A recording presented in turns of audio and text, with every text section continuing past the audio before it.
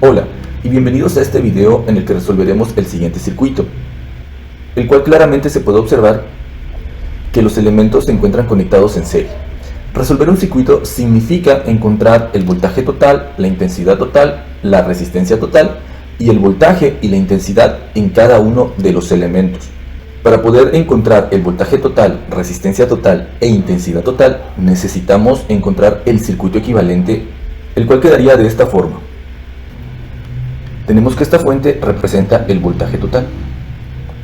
Tenemos que esta resistencia va a representar la resistencia total. Y la intensidad que surge de la fuente, del lado positivo de ella, representa la intensidad total. Para encontrar la resistencia total, recordemos que en un circuito en serie no es más que la suma aritmética de las magnitudes de cada una de las resistencias. R1 más R2 más R3. Esto es igual a la suma de 10 ohms más 5 ohms más 15 ohms. Por lo tanto, la resistencia total sería igual a 30 ohms. El voltaje total pues sabemos que es de 6 volts. Y para calcular la intensidad total vamos a utilizar la ley de Ohm. La ley de Ohm me dice que para calcular la intensidad total necesito dividir el voltaje total entre la resistencia total. Y esto es igual a 0.2 amperes. Con esto he encontrado resistencia total, voltaje total e intensidad total. Sin embargo, me falta conocer el voltaje y la intensidad en cada una de las resistencias. Recordemos que una de las características en un circuito en serie es que la corriente en cada elemento es la misma. Eso significa que la intensidad en R1 es igual a la intensidad en la resistencia total. Lo mismo que la intensidad en R2, lo mismo que la intensidad en R3. Si observamos, esta resistencia total se formó de la suma de R1 más R2 más R3. Se formó de la unión de un circuito en serie. Por lo que la intensidad que circula en esta resistencia debe de ser la misma que la de acá, que la de acá y que la de acá.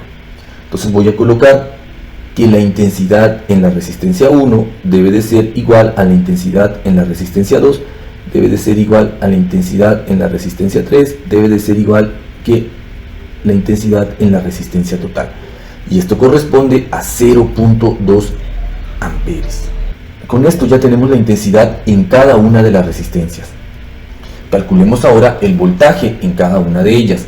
Para calcular el voltaje en la resistencia 1, necesitamos utilizar la ley de Ohm, donde el voltaje en la resistencia 1 es igual a la multiplicación de la resistencia 1 por la intensidad en la resistencia 1, donde el voltaje en la resistencia 2 es igual a la resistencia 2 multiplicado por la intensidad en la resistencia 2, y donde el voltaje en la resistencia 3 es igual a la resistencia 3 multiplicado por la intensidad de la resistencia 3.